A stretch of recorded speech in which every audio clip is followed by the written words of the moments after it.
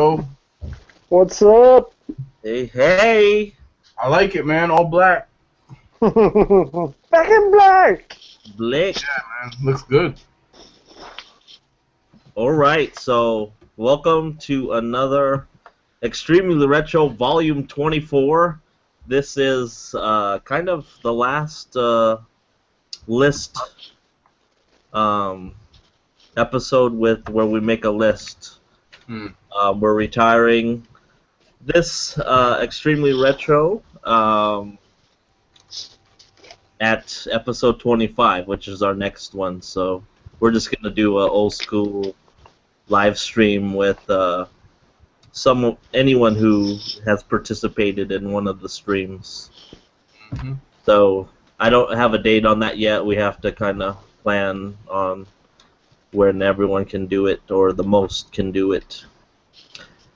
But anyways, we're kind of just got kind of a hodgepodge today of top five lists.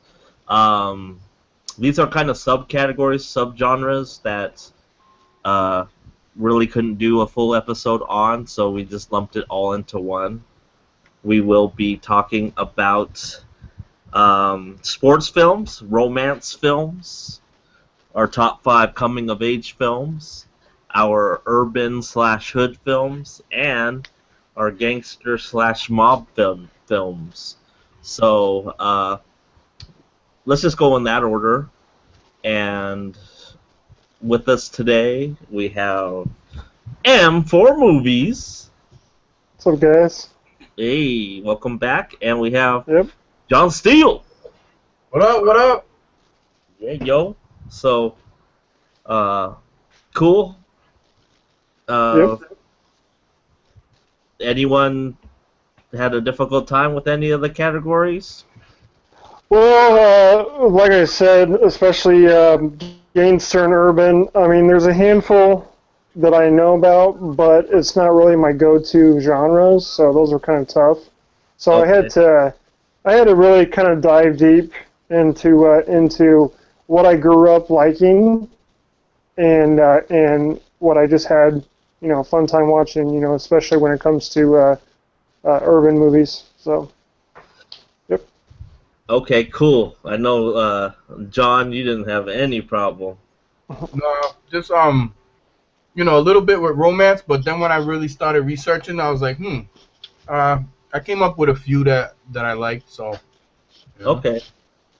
Cool. So, let's start. Let's go Adam, John, then myself. Okay. Let's start with sports films. All right. How do you guys want to do it? Sports? Yeah. You want to go bottom 5 to 1, 1 to 5? Oh. All right. It's up to you. It doesn't make a difference. John? Hello? John? Johnny? Was John frozen? Hey, John, yo. All right. Johnny, 5. Okay. All right, let's see how Oh, 5... I heard him. John, No. you want to go 5 to 1? See how that goes? Yeah. Okay, let's see how that goes. If it fucks us up, but Yeah. Give me a minute. okay. Hello. Yeah. I don't know about 6 hours. But I mean, I heard before. We got Leroy in the chat. There's 4 watching, so I know one is perplexed, damaged. Okay, 5 to 1. There. Well, we're gonna do it on your behalf. He's been trying to get us doing that, but you'll understand when everyone starts naming my number 1 at number 5, and I'm like, damn it.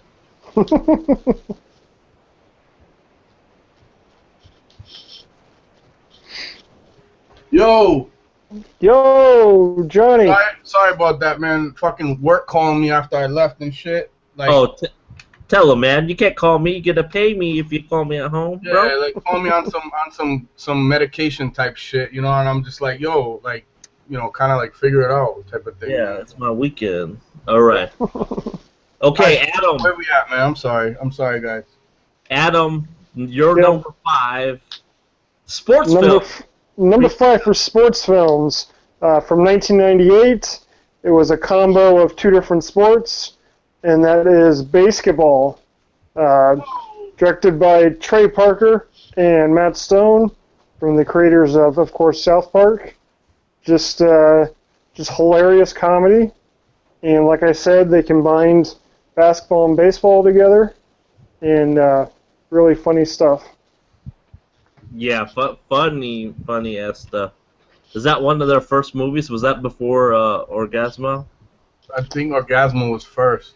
Okay. Yeah, yeah. Well, no, actually, well, they do have Cannibal Holocaust, or Cannibal Holocaust. Or, wait, was that what that was? Oh man, I got it all wrong again. Cannibal It's Holocaust. it's Cannibal. Oh, Cannibal the musical. Yes. Excuse me. Ugh, that was one of their first ones. So sorry about that. That was the first one. Yeah. All right. Can you All right, can you John. edit that? All right. So for me, man, um, coming in at number 5 for sports is The Hurricane, starring Denzel Washington from 1999. It was directed by Norman Jewison, who also did Jesus Christ Superstar, Agnes of God, Moonstruck, Rollerball, and a bunch of other movies. But I was surprised to find out that that director did all those other movies as well. So, The Hurricane with Denzel is my number 5 coming in. Nice. Do you have that on blue? I do not. Oh, it has that the gold one of the collectible slipcovers. All right. My number 5 sports film is Rocky 4. Oh, Mm. Yeah, so I'm not a big Rocky fan, but that's the one that I grew up on and that was entertaining. So many one-liners. I must break you. But Ivan Drago, Bridget Nielsen, Dolph Lundgren. Um, yeah, 1985. Then it went downhill from there, man. I mean, it redeemed itself, I think, recently. So, the Creed, but you Yep. know. All right. All right. Number 4 is from 1993. Is a baseball movie, The Sandlot. Yep. I recently watched that a couple months ago on Netflix, and yeah, it's still very memorable. There's a lot of fun characters in it. Fun story, and had a good time. So Yeah, It's funny, dude, that you mentioned that one because I just saw that this year after all these years. Hmm. Yeah, and I enjoyed it. I really enjoyed it. I heard people talking about it all the time, and they were like, "This is like," because like a lot of '90s kids grew up with that film, Mhm. and they're like, "This is like one of their favorite films." And I watched it, and I was like, I genuinely liked it a lot. So yeah. Yep. Nice, cool. All right. My number 4 sports movie is one that you really don't hear a lot of. It stars Don Cheadle. It's from 1996, and it's called Rebound: The Legend of Earl the Goat Manigault. Directed by Eric LaSalle. Eric LaSalle is also he's an actor too. James Earl Jones is in this one, but it was Eric LaSalle was the Soul Glow dude. yeah, yo, he's in it, and Michael Beach is in it. Forrest Whitaker's in it too.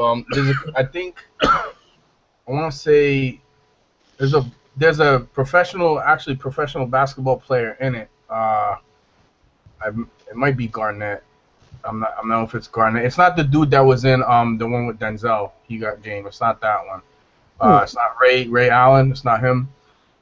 Yeah, but Rebound, The Legend of Earl the Goat Manigault from 1996. When I first watched that movie, I saw it on VHS. I fell in love with it right away, man. So That was the made-for-TV movie. When you said Rebound, I always think of the Rebound with Martin Lawrence. Yeah. hell no. Yep. So Kareem Abdul-Jabbar was in it. Okay. I thought this guy was in it too, but all right. Yeah, that's my number 4. All right, my number 4 is the 1992 comedy sports movie White Men Can't Jump. Oh, Just a fun pretty movie. funny. Got your girl Rosie Perez. I just remember her. Let's see. Oh yeah, she tries to get on Jeopardy. Yep. Yeah, and yeah, just a couple hustlers just trying to make some money. Yep. I love it, man. Yeah, yo. Cool. All right, my number 3 is another movie that came out in '93. It's one of my favorite football movies, and that is Rudy. Oh, Just some emotional stuff. I try to watch that at least like once a year, and yeah, just powerful stuff. hmm That's a real good one, man. Hmm. All right. Keeping along those same lines with football, actually, is a movie from 1983 with Tom Cruise, and that's All the Right Moves. I think Craig T. Nelson's in this one. Coach. So Michael Chapman directs this. He also directed The Clan of the Cave Bear. That one with Daryl Hannah. Horder knows what I'm talking about. So yeah, All the Right Moves from 1983 with Tom Cruise. That's my number 3, man. So, Nice. Cool. All right, my number 3, Martin Scorsese's Raging Bull. ooh. Ooh. Yeah, so this was actually, I would say, one of the few black and white films that's, I mean, I've watched a lot now, but that was one of the first ones that I, kind of enjoyed. But Joe Pesci, and of course Robert De Niro plays Jake LaMotta. Yep. Dude, like, he destroyed his body for that role, man. He gained so much weight in a short amount of time after being ripped. Yep. But yeah, dude. Yeah, man, you stole that from me. That was my number 1. So Ah! That's what that's what you get. you snuck right in, man. Yeah, so that's what I mean. Your brother said 5-1, so that's Yeah. what. He's gonna throw that. Yeah, boy. What? That Yeah, Horder boy. fucking thing. Yeah, boy. What? Okay, I gotta stick with it. I guess number 1's probably gonna be my first backup, but number 2 is actually 1976 classic boxing is Rocky with Sylvester Stallone. Oh, fucker. You got me, yo. Just classic stuff, and I was surprised. I actually watched all the original 5. Rockies last November before I saw Creed, and I was just surprised at how much of a love story it is too, because it's like, there's a lot of the love in there between them. So really great stuff. Adrian and Rocky. So yep. All right. Well, I'll say it now. That wasn't my number 2. That was actually my number 1. But that's okay. That's all right. But keeping with the Sylvester Stallone theme, I had another film of his actually at number 2, and that is Victory, from 1981. It's a John Huston film. Who directed it? John Huston, if you don't know, he's directed classics with like Treasure of the Sierra Madre, Maltese Falcon, Asphalt Jungle, The African Queen, with Humphrey Bogart. A lot of these. So John Huston, Victory from 1981. Basically, it's about World War II, and the Germans set up a soccer game, or football for you Europeans who may not be watching right now, but like to steal our word and like change it around and shit. But anyway, so yeah, it's just basically about the Germans. They're in basically a internment camp, the Allies and the Americans, and they set up this like football soccer game for the Germans to play against their best people. Pele's actually in it, who was a phenomenal player. But yeah, it's and what happens is, as they're playing the game, Sylvester Stallone is like setting up a way to escape and shit. So it's an awesome fucking film, man. If you guys have never seen Victory, go check that shit out, man. Yep. Cool. Never heard of it. Oh, dude, you gotta see Victory, man. 1981. Check it out. Yep. All right, my number 2. It's actually a documentary, Criterion. That is Hoop Dreams. I knew it. I knew it. So Hoop Dreams is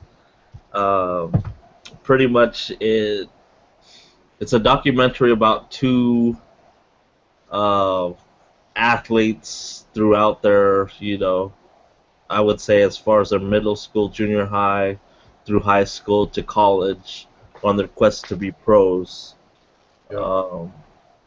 You're gonna have to watch it to see if they made it to the pros, but story of William Gates and Arthur Agee. But I just remember it being like, wow, this is powerful, man. It's it just shows you how hard it is to play professional sports, no matter how good you are. Yeah, yo. Agree, man. All right. Well, I guess my first backup for my substitute of my number 1 choice, thanks to Blu-ray Hoarder there, is going to be from 1992, starring Emilio, The Mighty Ducks. A lot of people around like the 90s, they probably grew up with that trilogy, and it's just all the other movies are pretty good, and they're still really good. So The Mighty Ducks, just a lot of fun, and yep, those are good, feel good, sport movies. So, Nice. Yep. All right. My number 1. Thank you, Adam, for taking my number 1 as your number 2, but that's okay, man. Well, I just want to add to, Adam's number 2, Rocky. It was, directed by John G. Avildsen, who also did, I think he did Rocky 5, and he did the Karate Kid 1 and 2. He directed both of those. So, yeah, just a little tidbit right there. But, and see, here's the fucked up thing. Like, both my 2 backups, well, I got 4, but both my 2, Hoarder already took those, which was Raging Bull and Heaven is a Playground. Well, no, he took Hoop Dreams. So I'm gonna go with another basketball film called Heaven is a Playground. Uh, I have it on DVD. I don't believe it has a Blu-ray, but it's another basketball film, inner city, just about a bunch of guys, trying to make it in to get to the NBA. Basically a lot of street ball players, and the politics of all that. It's not really a documentary. It's more like straightforward movie. So yeah, Heaven is a Playground. For those who haven't heard of it, check it out. I'll go with that as my number one for now. All Who right. What did year did that? What Huh? year did that come out? I know it came out in the '90s. I don't have it readily at hand, but I know it was definitely in the '90s. So Heaven is I can't remember offhand. Heaven is a Playground. So it's a good film though, man. You'll enjoy it. Cool. Did Belinda Carlisle do the soundtrack? Yeah, Heaven is a Place on Earth. Yeah, yo. All right. So haha, spoiler free. My number one has not been mentioned. So, yeah, yo. And that is Regulators Mount Up. It's above the rim. Mm. Tupac, Bernie Mac, Leon. So it's one of my favorites. I remember sneaking into the theater to watch that. I wasn't old enough. But there you Really? have it. Okay. All right. Nice. We're on. That's our sports films. So we're down one sub. Any or not recommendations, but any special considerations? I got two. Field of Dreams from 1989. I'm actually, since I'm from Iowa, I've actually been to the actual Field of Dreams. Last time I was there, it's probably been like at least 10 years. But it's actually cool because it's actually still there. The field is still there, and people can still play on it and stuff like that. So, and it's literally at a farmhouse, so surrounded by corn. And then The Waterboy from 1998. For Adam Sandler, it's either you like Happy Gilmore or The Waterboy. I think I reference The Waterboy more often, especially with Gatorade, water sucks, stuff like that. So yeah. Abdullah Gada. Yeah. So Oh, those are some recommendations. all right. Sandlot was said, dude. That was Adam. Vision Quest, nice Yep. one. I had Any Given Sunday Yeah, yo. and The Fan. So, Okay. Ooh, those two, yeah, the fan. I had Cool Runnings and He Got Game. Yeah, my girl in that movie, boy. Yeah, yo. So, Hoosiers, Blue Chips, Hustler. Yeah. I got a wooden spoon. Durr. What's that? Oh, it's from The Waterboy. Oh, Mhm. creeping. All right, so on to romance film. John's All favorite. right. I'm first? Yeah, no. I'm No, first. Adam, number 5. All right. Number 5 is a John Hughes movie. It's probably the only one that I can recall had the most romance in it. It's from 1984, 16 Candles, with Molly Ringwald and Anthony Michael Hall. And just not only is it a funny comedy, but there's a whole lot of romance in it. So, 16 Candles. Nice. All right, this definitely is not my area of movies expertise or nothing like that, but I did a little research, and I looked at what I had, and looked at what were romantic type movies and stuff. And this one I do enjoy. Actually, I haven't seen it in years, but it came out in '97. It's called Fools Rush In with what's his name? Selma Hayek. Salma Hayek and Matthew Perry. Mhm. So yeah, I remember seeing that around the time it first came out, and I enjoyed it. You can't go wrong with Salma Hayek, first of all, and just it was directed by Andy Tennant, who also did you guys will know Hitch with Will Smith. So he also directed Hitch. He's done other movies too, but that's more of the ones that people pick up on, like now. So Hitch, and he like I said, he did Fools Rush In, and I liked it when it first came out. So yeah. Right, shocker. Mhm. Number Yeah, no. 5 for me, comedy romance, The Wedding Singer, 1998. Oh, One of my favorite soundtracks, but probably my favorite Adam Sandler comedy. Wow. Yeah, pass the Dutchie on the left hand side. Yep. Wow. don't they got that funny line in there where his like ex-girlfriend walks in and she's got like, what kind of shirt is that? Which band is that she's wearing? And he's like, take off that shirt before they break up or something like that. So Yeah, yeah, I forgot what has band it is. Alexis Arquette playing like that Boy George type singer.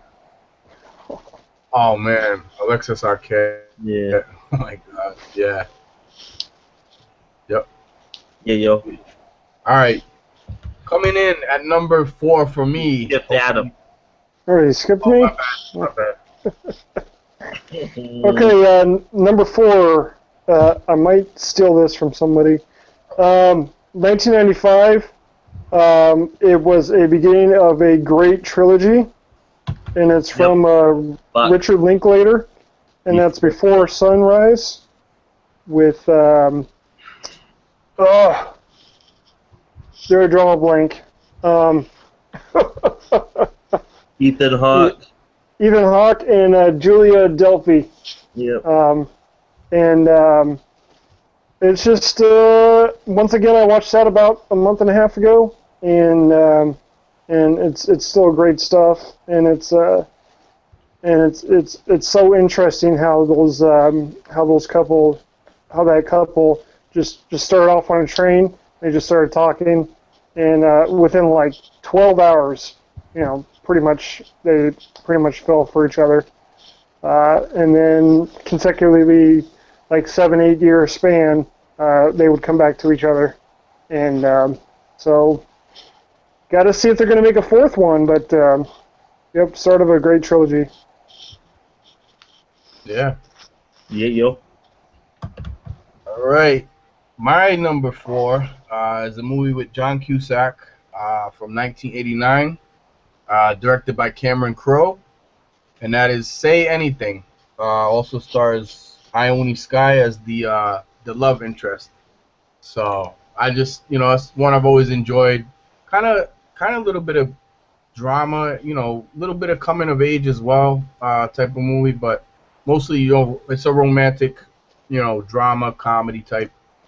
So John Cusack, it's I like a lot of John Cusack films actually. So this is definitely one of them. I do own it on Blu-ray. So Say Anything, 1989.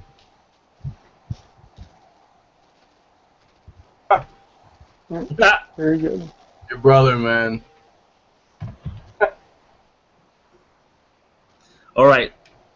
My number 4 is 1990, a film by Gary Marshall. That is Pretty Woman. Oh, that was a backup for me. Julia Roberts, Richard Gere. I mean, just romance. That's pretty much what the movie is about. Hooker. That movie gave a lot of hookers hope, man. Yeah, yo. Can't turn a hoe into a housewife. Just remember that, gentlemen. Not never. Yeah, yo. Yo. All right. Okay, number 3 for me is from 1987. It's actually one of my girlfriend's favorite movies, Fucker. and I already know. that is As You Wish, The Princess Bride. Damn. Yep. Got me, man. It's got a killer cast to it, and it's just still very memorable, and a lot of fun. There's a lot of fun moments. You remember a lot of the lines, and just a great movie just to return back to. Almost every year. You can watch it every year and still enjoy it. So, And not get Princess tired. Bride. Damn. Well, ironically, I mean, that was my number 3 as well. That's no joke, man. Wow. Rob Reiner. But that's all right, because I'll replace it with, let's see. Wow. I could go classic here, or I could go modern. But I guess I'll go more modern, and I'll say Out of Sight with George Clooney, Jennifer Lopez. I've always loved the film, so yeah, I'll put Out of Sight in place of Princess Bride for my number 3. Oh, cool. Yeah, yo. All right, my number 3 was mentioned Before Sunset. So I'm gonna sub another comedy romance, 10 Things I Hate About You, 1999. Nice. Yep, Heath Ledger, Joseph Gordon-Levitt, Julia Stiles. Just a fun one, and it was filmed in my hometown, man, Tacoma, Washington, where I grew up. Yeah, yo. Sweet. I had that as a backup, man. Stadium High School. Yep. All right, carry on. I gotta use the bathroom. All right. Okay. So, number 2 for me is little Tom Hanks, 1994, Forrest Gump. Ooh.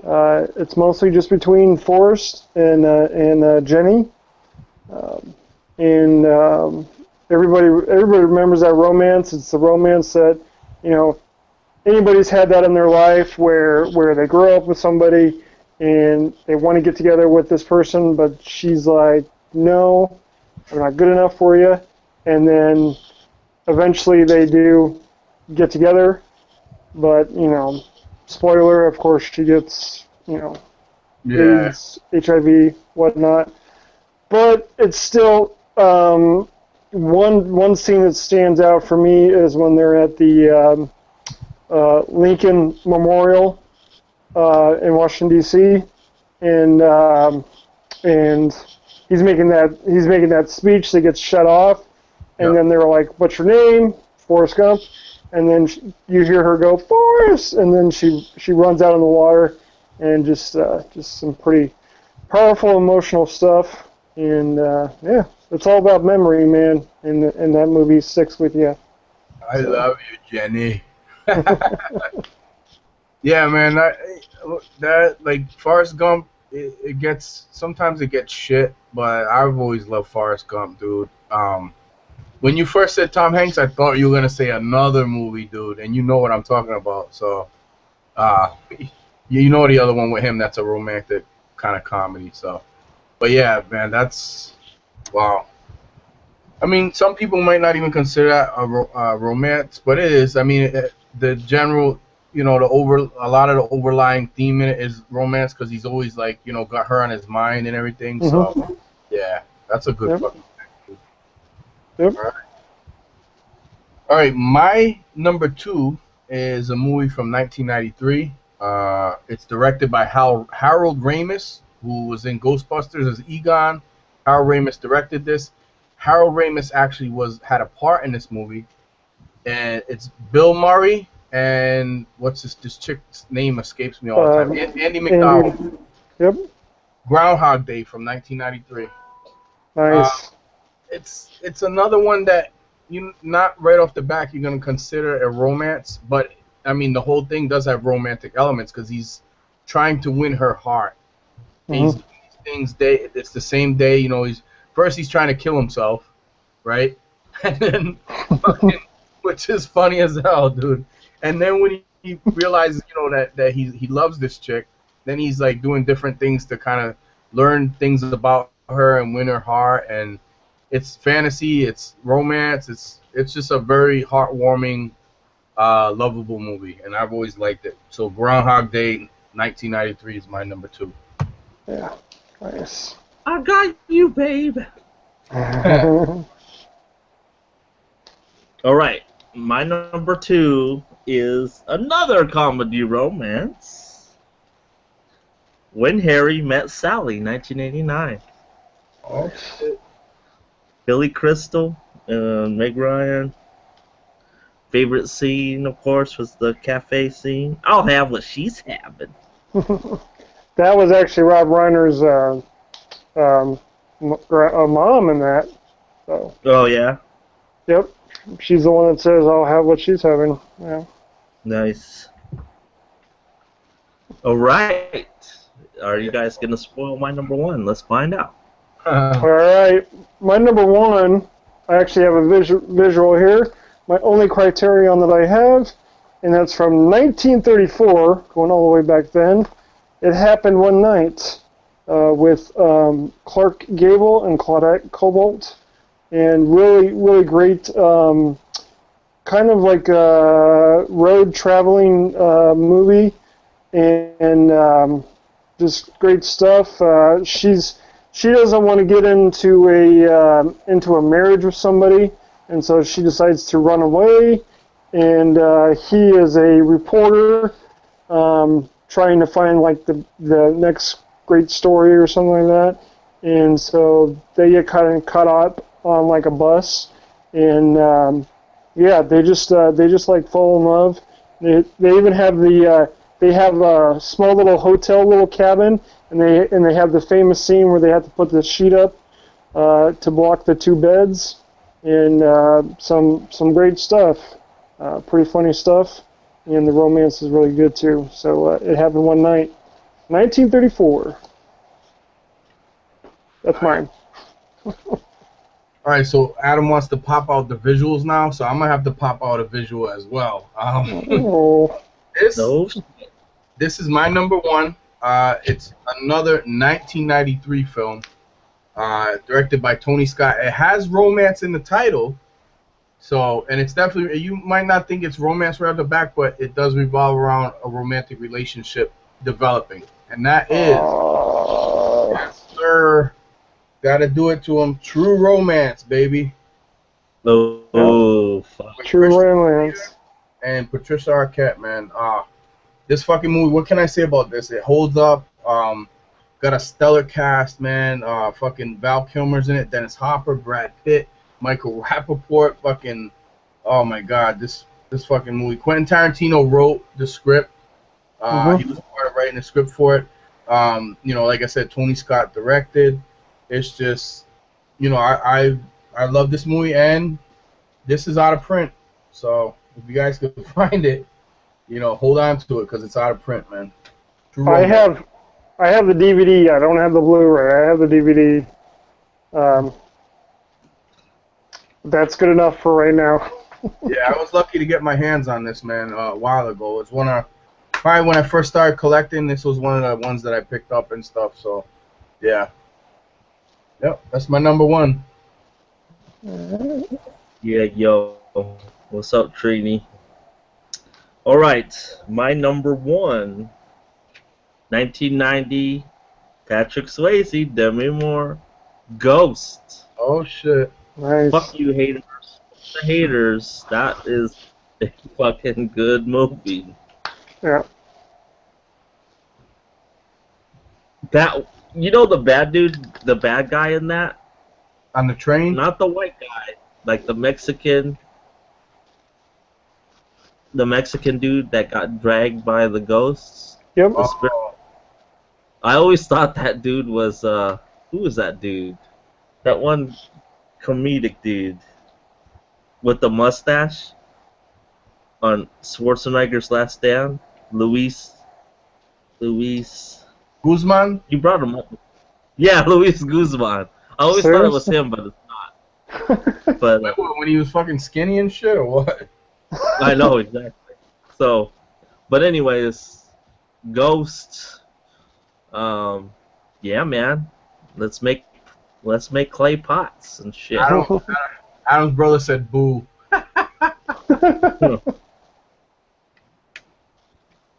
Yeah. What? All right, I'll ask Adam's brother. What's your number one romantic movie? Type it in the chat. There you go. All right, what are we on to next, man? We're on to coming of age films. Nice. Yes. All right. I had some fun with this one. I'll tell you what. All right. All right, starting off with number 5 is from 1990. A lot of people know this as a Christmas movie, but if you think about it, this is totally coming of age. Home Alone with Macaulay Culkin. This kid, in the very beginning, he starts off with just a normal, average kid who hates his family and stuff, and he just wants to be left alone. And then gradually, throughout the movie, he learns more about,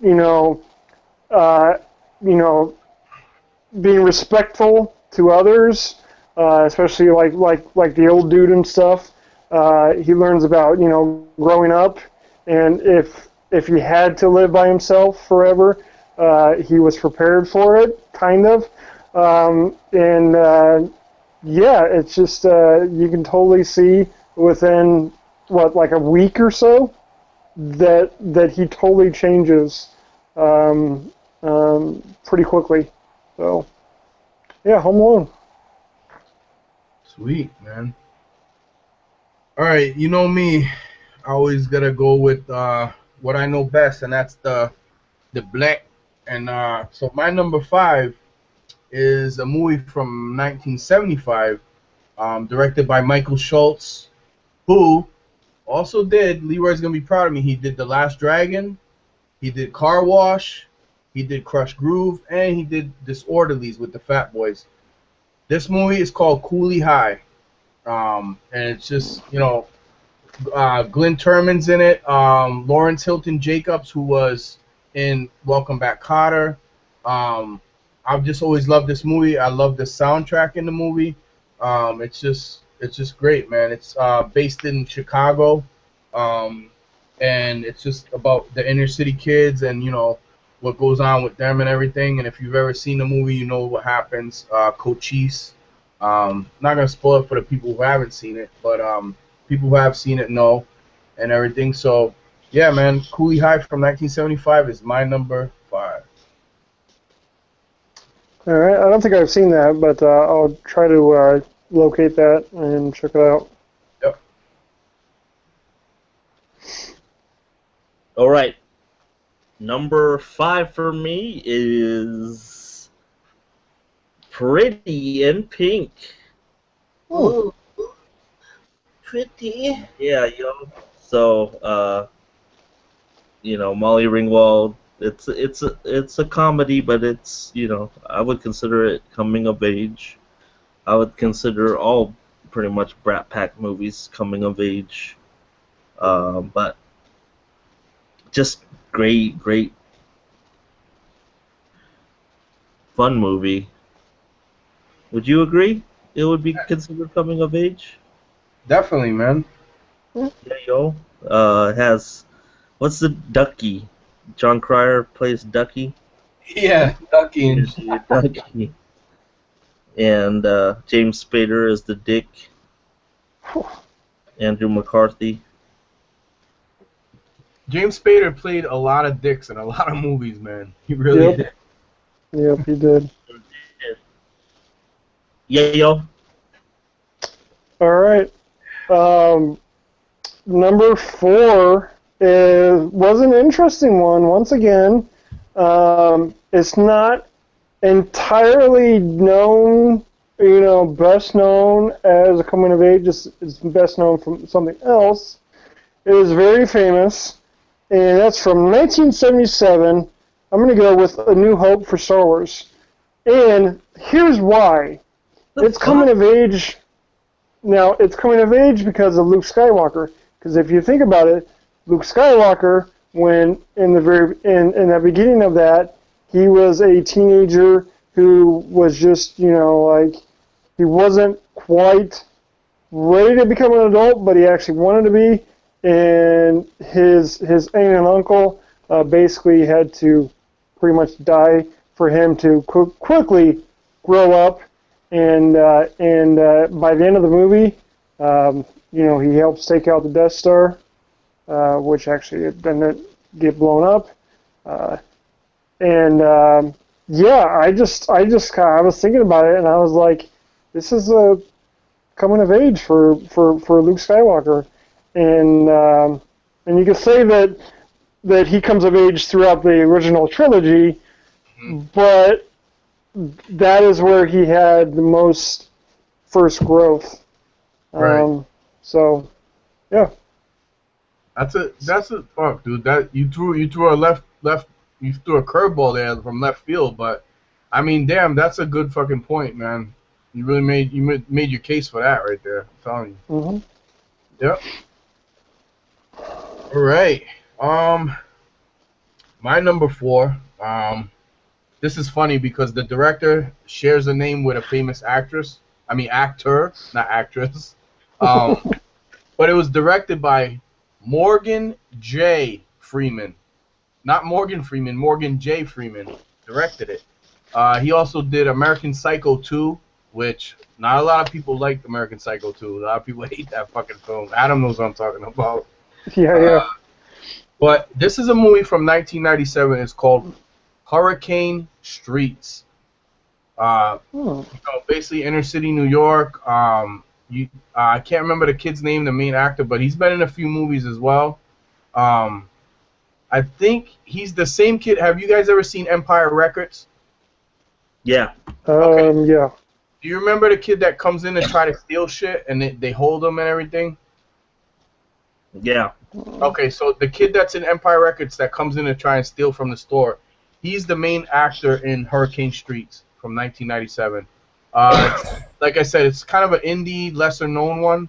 But, guys, if you haven't seen that, go check it out, man. I absolutely love that movie. So, 1997, Hurricane Streets. Okay. All right. My number 4, it was mentioned in a romance film, but that is John Hughes' 16 Candles. So, yeah, Long Duck Dong. What's happening, good looking, or whatever the fuck? No, it's what's happening, hot stuff. He's on the fucking... Was that the one where he's on the exercise bike? Yep. With the big... Yep. Yeah, dude. Good stuff there.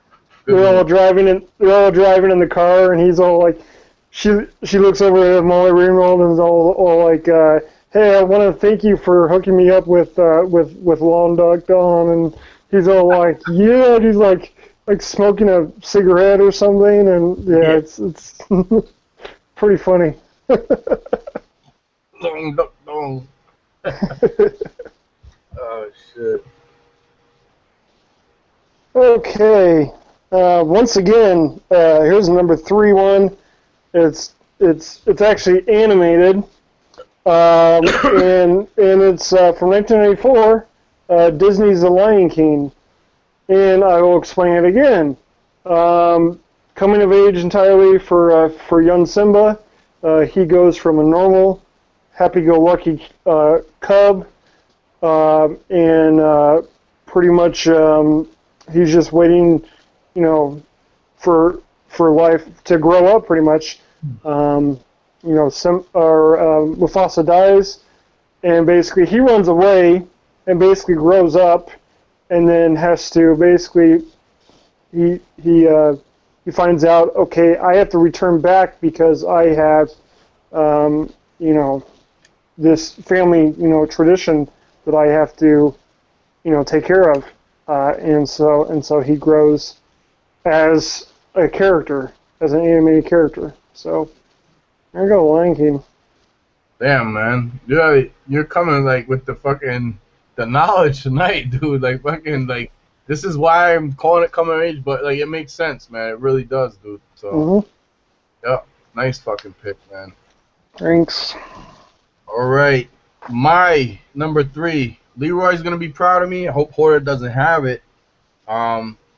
Directed by Larry Clark from 1995, and that is Kids. He also did Bully. Yeah. Heavy hitter. What? Damn. So Kids from 1995. Just if you haven't seen this movie, you fucking should just slap yourself right now. Go in the bathroom and fucking beat yourself. Not your meat, just beat yourself. Okay. So anyway. Don't worry, I've seen it. 1995 is a classic, man. It does not have a Blu-ray. Only has a DVD. I was trying to locate it for Leroy some months back now. I did see it out in the wild. Wow, he doesn't even have a copy? I don't know if he has it or not, man. Ordered off eBay. Yeah. But yeah, it might be out of print too. I believe it could be out of print. If it is, it doesn't really go for much. But there are fucking movies that don't go for much that are out of print, and there's others that are just fucking crazy ass price. But yeah, Kids from 1995, man. I think it's the debut of my homegirl, Rosario Dawson. That might be her debut. I'm not sure, but yeah. Yep. Awesome film. Awesome. You can get it for $10 on eBay. Yeah. All right, I'm about to fuck up some lists. Uh-oh. Sorry, Adam. That is 1993, Dazed and Confused. So, Richard Linklater, just about high school in the 70s and growing up, and I can imagine that. I don't know, John. Maybe I know you're wasn't in high school, but I just can imagine that's what it was. Smoking a lot of pot and Well, that was my mom and all her friends probably at that time and shit, dude. So. But yeah, that's just classic. I mean, it didn't become popular at the time it came out. It was kind of like a cult following, and then it, as Linklater got more popular, I guess that's one of the movies. Probably one of my favorite movies by him. Dazed and Confused, baby. Thanks. Two.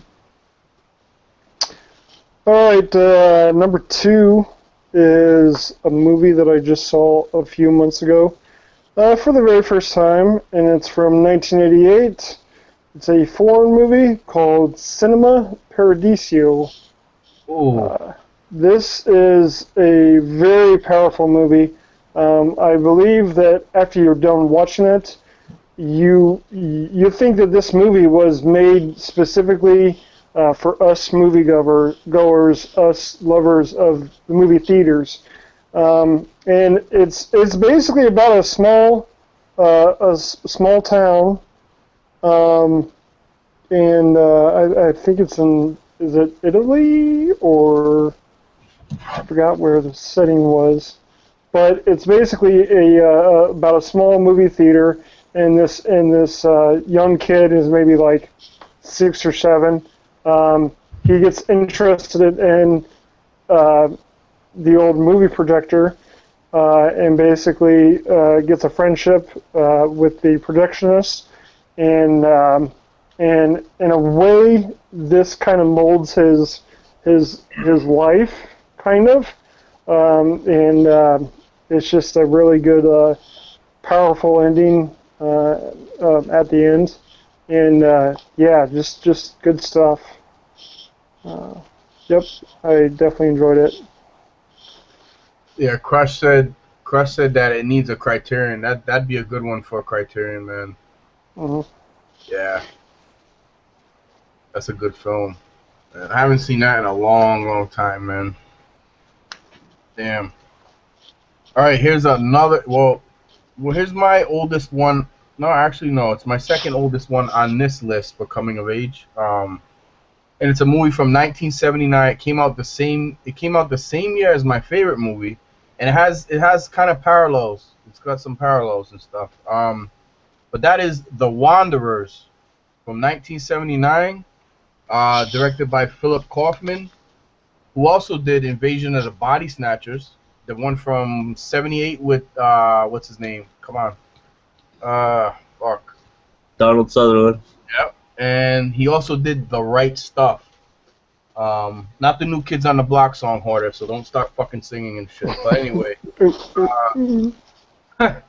so yeah, 1979, The Wanderers, fucking the fucking fight scene in that movie, man, when they all fight in the football field is fucking classic, dude.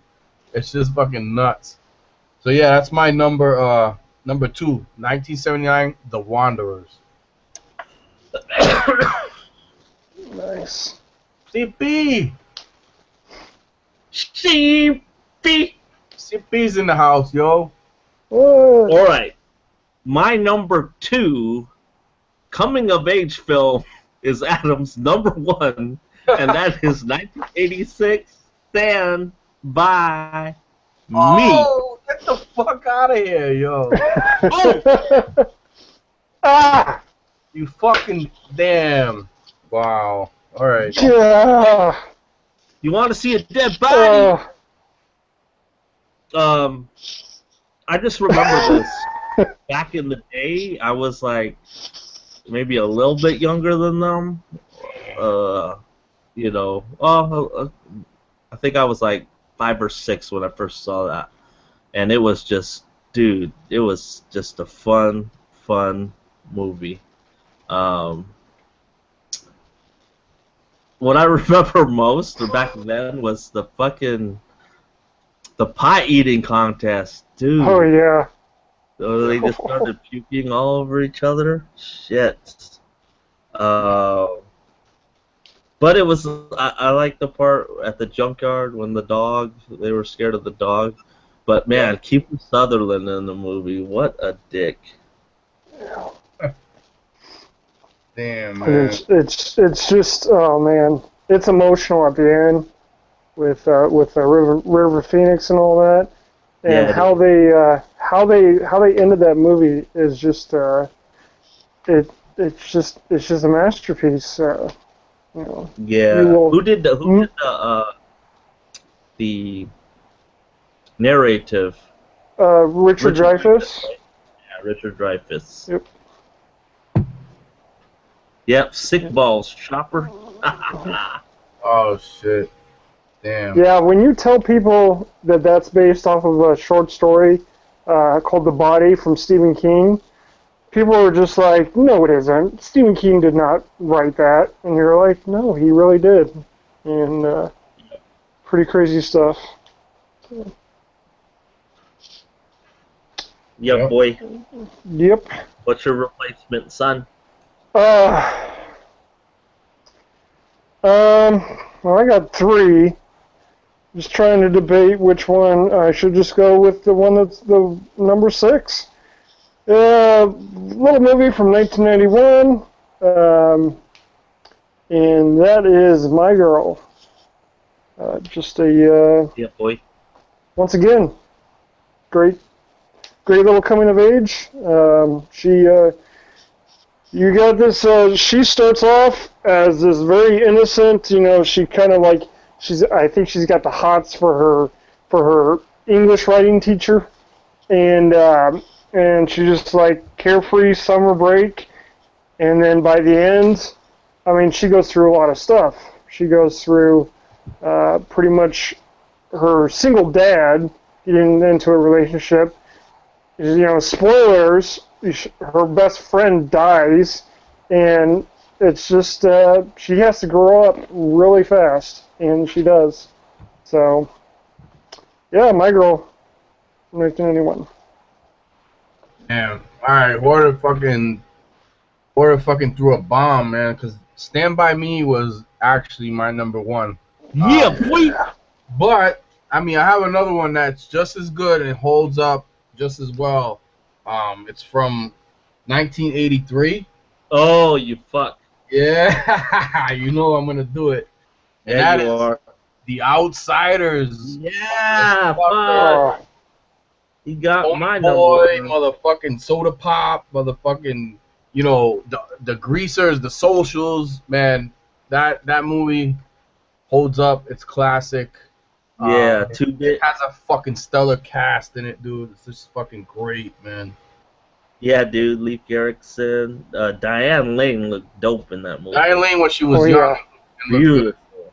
Yeah, your She's- boy's in it too. Emilio! Yeah, You. Let's do it for Johnny. Yeah, that's what CP said. He just is. Oh no, I was Leroy. He said, let's do it for Johnny. Johnny Five. Yeah, Ralph Macchio, dude, Patrick Swayze, fucking, Tom Matt Cruise. Dillon. Yeah, Tom Cruise Tom is in. Cruise. Tom Cruise is in there, yep. Matt, Patrick Swayze, C. Thomas Howell, Yep. Rob Lowe. Fuck. Leif Garrett. Yep. Good Yeah. one, man. You got me. Good You one. got me. Good one. But I gotta back up. I was prepared. I knew this would be similar. But I'm going with The Breakfast Club. Yeah, man. Hell Oh. yeah. Get enough of Molly Ringwald. That's the third movie I mentioned with her. But yeah, dude, it's just classic scenes. Another Emilio is in there. Anthony Michael Hall. Somebody's a lover of John Hughes. Yep. Oh, I love John Hughes, dude. Yeah, man. Died too soon. Good So stuff. that is our top 5 coming of age films. So we got 2 left. And let's go ahead and do gangster films. Gangsta. Gangsta. No, Oh, gangster. All right. Oh, So- right. I think I've went outside the box on a couple, but oh well. All right, Adam, your number 5 gangster film. Okay, this is gonna really shock a lot of people. Like probably, I'd say 98% of the film lovers community, and it's number 5 is from 1972, The Godfather. While it is very, very good, I believe I gave it like a 8.5, 8.6 out of 10. While it is really good, and there's like about a handful of really great scenes in it, some of it's kind of like boring a little bit, but and gonna lose like a lot of subscribers, but but I just think that it's very good, but it's not like a high masterpiece to me. So that's number 5, The Godfather. Wow. Yeah, I mean, I had a feeling that that would have been in there, so I try to. I don't want to say steered clear of, but I try to steer clear of like the ones that I knew would be mentioned, quite a bit. But my number five is going to be a 1997 film called Hoodlum, and that's directed by Bill Duke, who also did Deep Cover from 1992. He's done a couple. He's directed a couple movies like that. But he did that one, and he did Deep Cover, and there was one other one kind of along those same lines. Bill Duke, he's also an actor. If you can remember him from like Predator, he played one of the characters in that. Hmm. So he was in fucking Commando. He was in like Action Jackson. He's been in like a few movies. Like he also did I think he also directed one of the Sister Acts as well. So Bill Duke, very big burly black man, bald headed and stuff. Predator. Yeah, yep, he was in that. So yeah, that's my number five. Hoodlum from 1997. Yeah, yo. Cool. All right, my number four. Um, Number five. Could be a coming of age film, but uh, Number it has, five, Lou. Lou, it this has is your number five. yeah. What did I say? You said number four. Okay, number five. It's a Bronx Tale. Motherfucker, man. Yeah, motherfucker. You Ah, have Robert De Niro, Charles Palminteri as the mob boss that befriends his son. fuck. This is filmed in the '60s, and De Niro is like, you know, protective of his son, doesn't want him hanging out with, them. Um, but it's a very good film. Damn, you went for the fucking jugular on that one, boy. All Damn,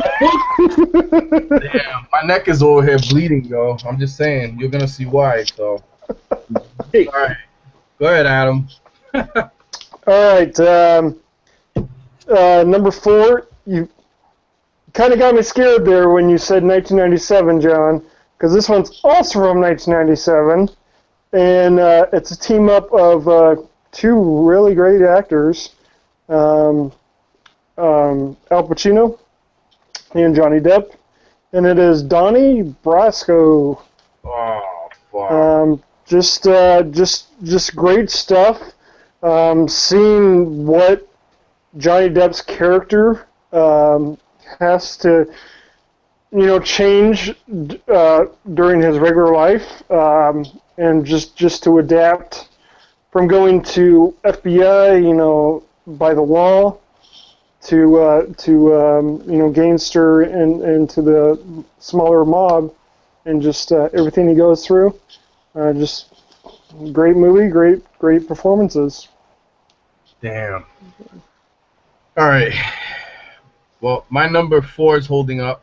I don't know if either one of you guys have this, but that is a movie from 1984, directed by Sergio Leone, who's known for a lot of spaghetti westerns. You know, soundtrack. Everything done by Enrico Morricone. Once Upon a Time in America. Long movie. New York, everything. Also with Robert De Niro, with James Woods. It's just a lot of flashbacks to that he remembers. He's like a uh, Jewish dude that he's remembering like when he grew up and he was part of the crime syndicate and stuff like in the 20s and 30s. But yeah, Once Upon a Time in America. It's an awesome film. Has a Blu-ray if I'm not mistaken. Uh, I have the DVD. I need the Blu-ray if it does have one. I think it does. So Once Upon a Time in America is my number four. Yeah. good pick. That Good was a dagger, bro. That was a dagger. long ass movie. Um, what's up, Tony? My number four is The Untouchables. Elliot Ness sets out to stop Al Capone, but dude, the cast: Kevin Costner, Sean Connery, Robert De Niro, Andy Garcia. Um, yeah, boy. Oh. I need to rewatch it, but I remember. Um, It's a great movie. first, It's a great yeah, the movie. first time I watched it, a little boring, but the second time as an adult when I bought the Blu-ray, dude, it was amazing. Yeah, I mean, Mhm. you probably had a better appreciation because you understood it more, right? The second Yeah, time. dude, definitely. Nice. All right, Adam. Okay, I am gonna screw up uh, your guys' list pretty much. Uh, number 3 for me is from 1990. It Oh, took me maybe a second and third watch to actually, like this movie even more, and that is Goodfellas. oh, you motherfucker, man. Yeah, blocked. Chop. uh, what's what's to say about it? It's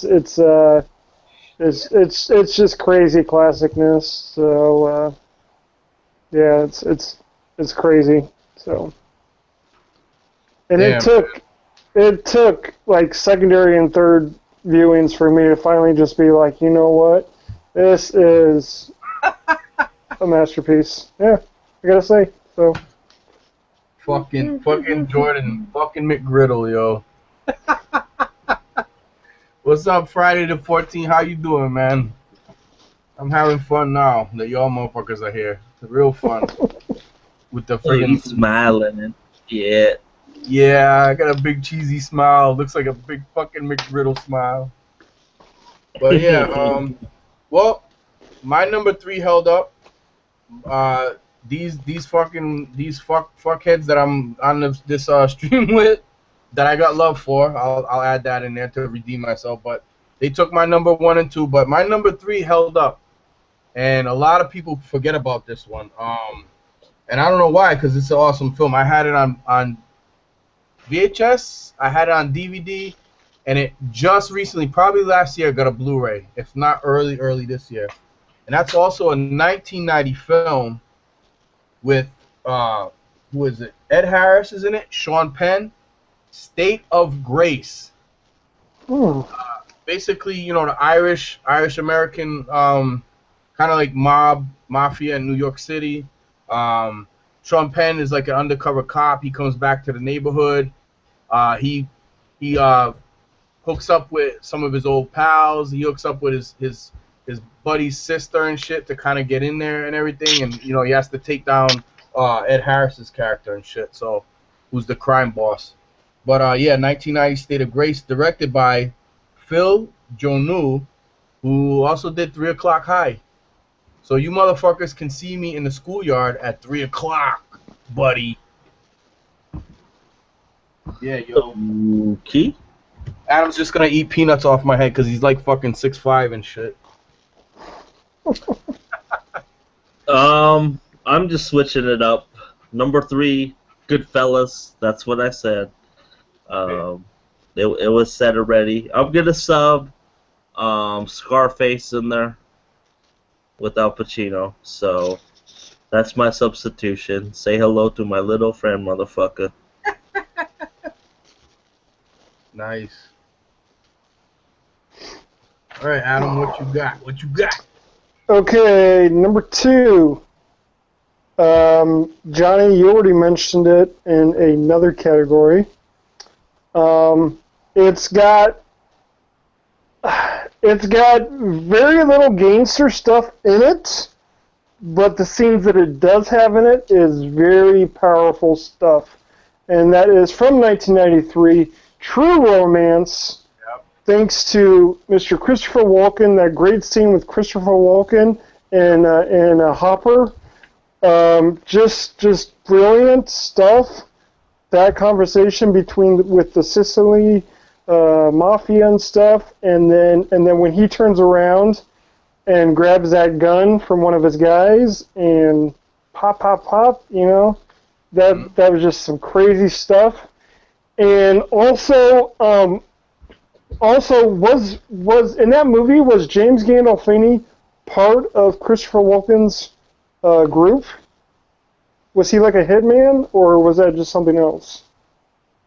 Oh shit, I don't remember offhand, but I do see where you're coming at with the gangster angle because it does Hmm. definitely have that element in it. Yep. Absolutely, man. I don't remember that part with James Gandolfini. I'd have to rewatch it, but Oh, you don't remember it? It's when they're in like the hotel room, and he's with Arquette, and let's say they get in a really good fight. okay. Yeah. Does he get killed? James Gandolfini gets killed, right? Yeah, pretty Yeah. much. Okay. But it's crazy, and I always thought that he was kind of with Christopher Walken because he was trying to track down um, um, the Christian Slater and pretty much Christian Slater. Yeah. Well, they So stole the coke, thinking that it was her clothes and shit. Basically, mhm. they stole like tons of coke, and they were gonna try to move, like take off and like sell the coke and shit. And it's just about what happens, in between all that, and then, they're going after his dad and shit like that. So it's Yep, just an awesome fucking film, dude. yep. All right, I see you. All right, well, so that was number two. Fuck. Porter took my number two. Martin Scorsese, Goodfellas, 1990, based on a book called. What's the book? What's the name of the book? Goodfellas. Wise Guy, motherfucker. Yeah. So, did you know that? No. All right. Also, Adam said Donnie Brasco. Porter said you said Scarface, right, Porter? Yeah. Porter said The Untouchables. I'm going into my backup list now, so I'm gonna go with Carlito's Way with Al Pacino as my number two. Uh, he's a Puerto Rican, gangster. He goes to jail for a while, comes back to the old neighborhood. Uh, you know, and then John Leguizamo's character, he's like the up and coming type of guy and shit. Remember me, Benny Blanco from the Bronx. So yeah, you got Luis Guzman's in this film, Hoarder. If you remember Uh, him and shit. yeah, yo. So Yo. yeah, he's in this one. He's Al Pacino's homeboy and shit. But spoiler alert, at the end he fucking stabs him in the back basically, and goes with Benny Blanco. So yeah, I'll go with Carlito's Way, man, as my number two. Nice. All right. So lot of fucking De Niro and Pacino, dude. Hmm. My number two has Pacino and De Niro. The Godfather Part Two, actually my favorite of the trilogy. Nice. That just shows more of Michael Corleone, his rise for control um, over his dad. Um, but yeah, Yep. I do Robert like that. Duvall. I do like that one scene with Robert De Niro, um, where he had to um, kill that one dude, and he was like going into his apartment, and pretty much he wrapped up his gun like into like a towel or something, and he was Yeah. kind of in the dark, and just the cinematography there was pretty awesome. So, and then he basically just after he was done with it, he just kind of sneaks away and gets with his family, and it's just like that is that was pretty awesome. So I will say that much. Yep. So. Number one. All right. Well, thanks to Johnny. Johnny, you stole my number one. It was Once Upon a Time in America. It's a masterpiece. Um, and then I believe it was Blu-ray. You stole my Untouchables, which was Yeah. my first backup. So my second backup, you know how I like really old movies. We're gonna go back to 1931 with James Cagney. It's got that famous quote, "Top of the world, ma." The Public Enemy for some James Cagney. So Wow. there you go. I'm going way back, man. Way back. Way back, but classic, man. Definitely classic. Yep. All right. Hoarder, you you fucker, you always do this to me, man. Hoarder stole my number one. It was A Bronx Tale from 1993. So what I'm gonna do to Hoarder, put him in the fucking bathroom. Put him in the fucking bathroom. That's what I'm gonna do to Hoarder. Anyway, so my number one, I'm gonna have to go with. I have my backup list is pretty fucking tapped now, but I'm going with Casino from 1995. You motherfucker. Yes. Joe Pesci, Robert De Niro, Sharon Stone, James Woods, fucking, what is it? Las Vegas Casino, 1970s, fucking, you know, all the shit that goes on. I think he's like Robert De Niro's like a kind of like a mobster and shit. He's just like but he's not like a high-ranking guy and shit. But just the shit that goes on with Joe Pesci and all that, and it's fucking, you know, it's just a great fucking film. I need the Blu-ray. I have it on DVD. Need that Blu-ray. So Casino is gonna be my number one. Damn it. That was Hello? my number one. You're still here. Yep, you're back, man. Okay. Alright, so that was my number one. Yo. I am substituting it with you guys, the bad guys are like a mob. Gary Oldman is like the kingpin, but that is Leon the Professional. Wow. All right. The mob. So if you could use romance, same thing. Yeah, I wasn't too sure about that. I mean, there's some gangster stuff in it, but very little. So if it pretty much has any part of a gang or gangster's mob, then it'll pass. Yep. There you go. It's a classic, action classic. Films ready for the gangster films? The urban, the hood, the black movie top 5. This is it, guys. Holy shit! We forgot Heat. Yeah. Good one, Culture. Damn it. How did I forget That was a backup. That was a backup. All right, Adam. All right, number 5 for me. This came out right when I was like a senior year of high school. I very much enjoyed it the first time I watched it. I've seen it a handful of times ever since. And that is from 1999. Light It Up with Usher, Rosario Dawson. I believe Judd Nelson was even in there. Forrest Whitaker. Just a great high school drama. Actually set in a high school, and the ending of that was very it was tearjerker, emotional stuff. Light It Up, great movie. So. All right. Okay. See, I approached this, you know, like Porter when he messaged me, he said like, because I asked him to remind me a couple days ago. This is more the urban, not so much gangster. It doesn't have to be, you know, gangster gangs, but it can be. But if it's on the urban side, it's, you know, the urban struggle and everything. It fits the criteria.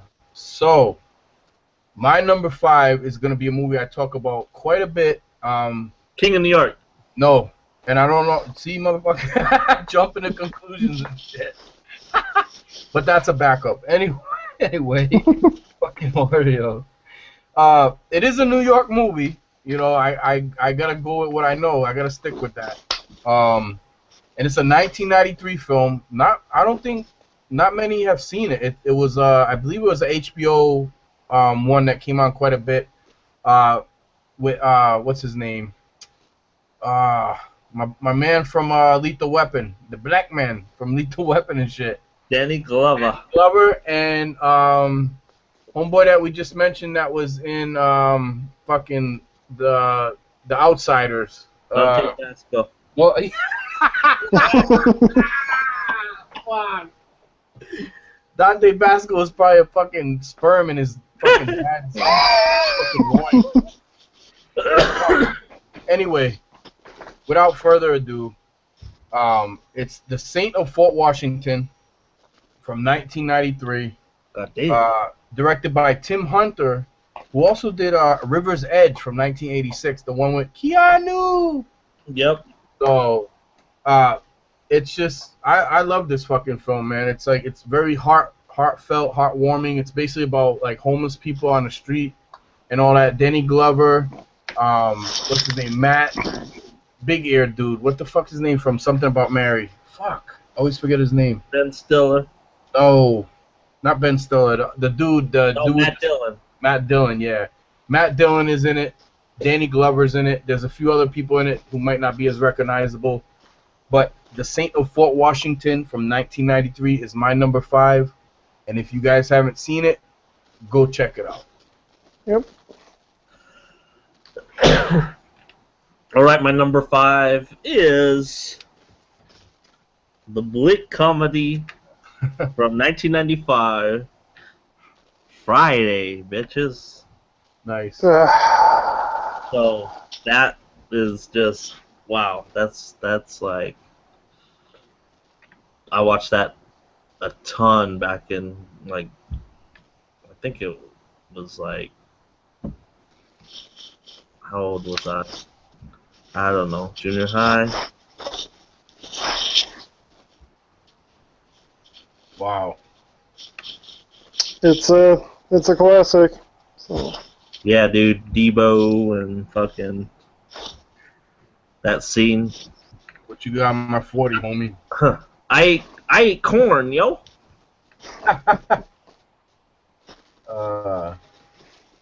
Hey, what's up? So when they're in the back of the truck and they're like what's that, and they're like drive by, and they're all like and then they lay down in the truck and he tries to get up and he's like, don't drop back down. Yep. Pretty good. Yeah, yo.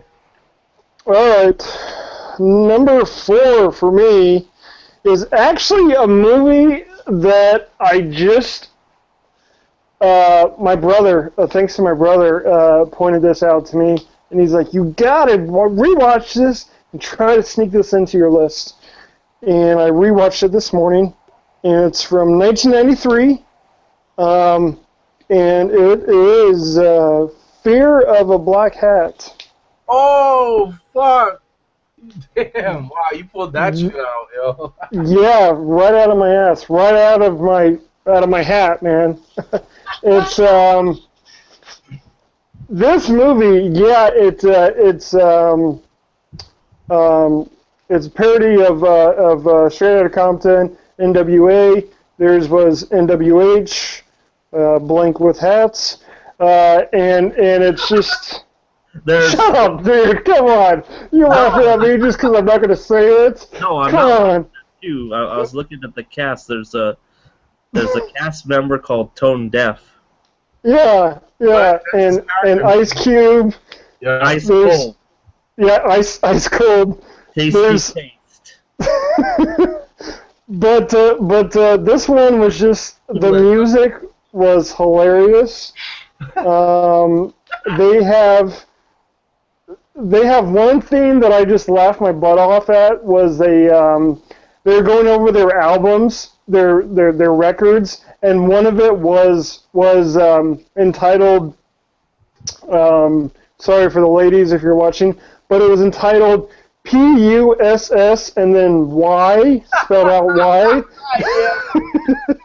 And that was one of their records, and it was like, oh man, it was so funny. And then there was a I think it was called Grab Your Stuff, was one of their main ones that they did, and the one that says I'm only a human being or something, or I'm just a human being.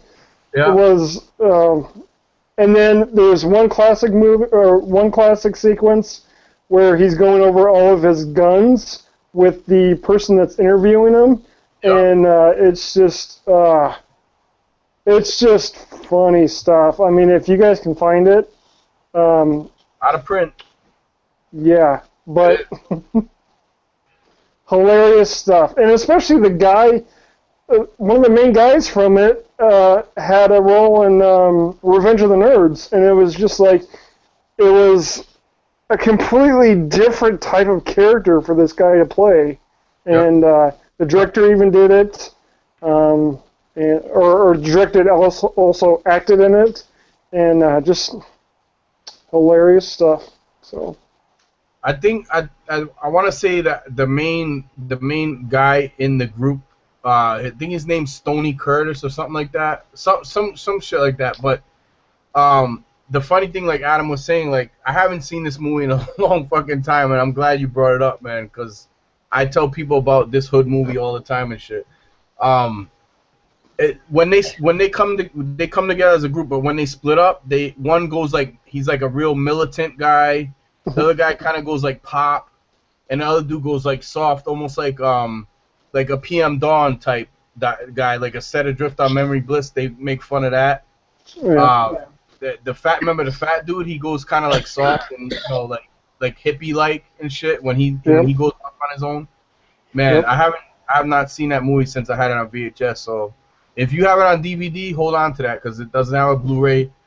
Probably will never get one, and it is a DVD that's out of print, man. So yeah, that's a funny one, man. Maybe if they do for Criterion, maybe if they do Straight Outta Compton, in what, like 15 years or so, they'll throw that movie in as one of the special features.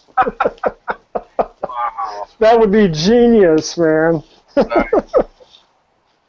All right, well, speaking of Straight Outta, all right, my number four. Um, I own it on DVD. Does not have a Blu-ray. It stars the dude. What's his name? Bob. Bob from The Walking Dead. If you guys remember Bob from The Walking Dead, I think his name is Lawrence Gilliard Jr. It's a movie from 1991. I owned it on VHS at the time. It's called Straight Outta Brooklyn. Um, Directed by Matty Rich, who also did The Inkwell. So if you guys have seen The Inkwell, um, who's it? Lorenz Tate, I think, is in The Inkwell. Um, he directed that as well. It's also considered an indie coming of age movie drama. Um, so Straight Outta Brooklyn from 1991. Just basically, what happens with this kid who he's trying to get his family out of the ghetto, man, in the projects of Red Hook in Brooklyn, and it's just what happens and stuff. If you guys haven't seen it, it's got that indie feel to it. It's a fucking awesome movie, man. So yeah, Cool. yeah, boy. Yeah, yeah. All right. You want to sleep, Hoarder? Hey, what's up, Freaky? Got the Culture Brothers in the house. Oh shit. 1991. My number four for hood movies is none other than Boys in the Hood. Just, it's about life in the hood and Crenshaw. But this is back in when, Crips and Bloods were a big thing.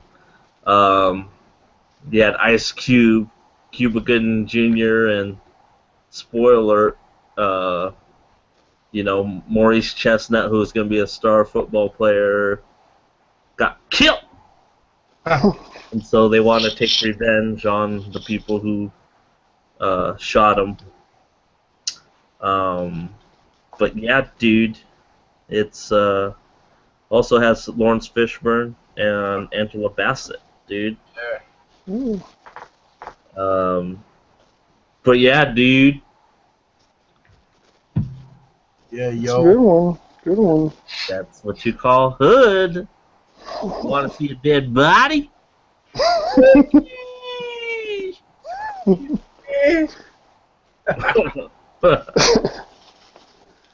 Okay, so my number 3 is probably one of the longest film titles in film history, and that is Don't Be Menace to South Central or Drinking Your Juice in the Hood. I know this is a parody of almost all the urban movies, but it's still really great, a great comedy to throw in and watch, and it's hilarious. It's still hilarious.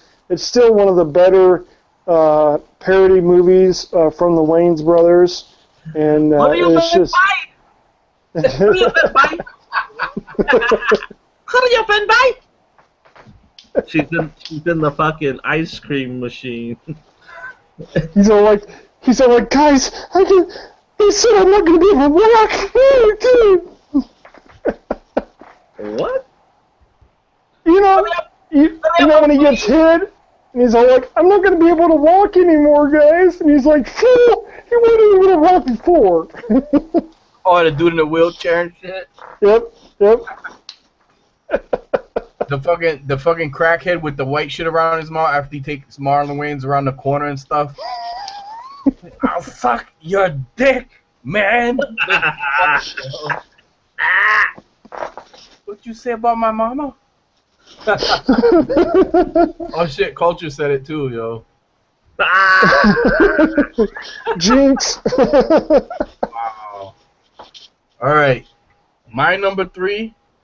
I said it earlier in the chat. I said it does not have to be a black movie to be a hood movie, okay, or urban. So, and I'm gonna prove that with this movie right here.